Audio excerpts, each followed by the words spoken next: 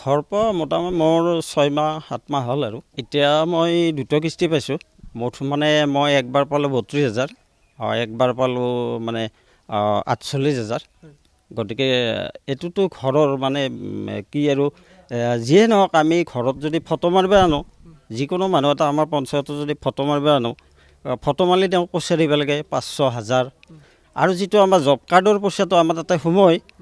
সেই মানুহটোক দিব লাগে মোটামুটি মই এতিয়ালৈকে 3,000 টকা তেওঁক দিলোঁ ৰাতুল বেজবৰুৱা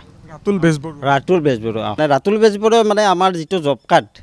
আমাৰ জব কাৰ্ডৰ পইচাটো তেওঁ মানে আনি দিয়ে আমাৰ জব কাৰ্ডটো জমা দিয়াৰ পিছত 3,000 টকা দিব লাগিব তাতেই দিব লাগে তাৰমানে যেইবাৰ 2,000 টকা সোমাইলেও তেওঁক 500-1,000 টকা দিব লাগিব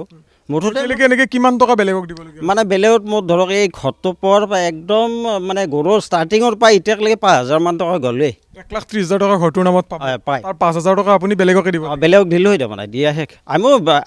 ঘৰটো সম্পূৰ্ণই হোৱা নাই সম্পূৰ্ণ হয় নাই এতিয়াও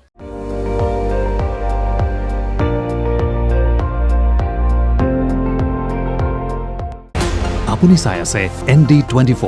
সৰ্বশ্ৰেষ্ঠ নহয় সৰ্বোত্তমৰ দৌৰ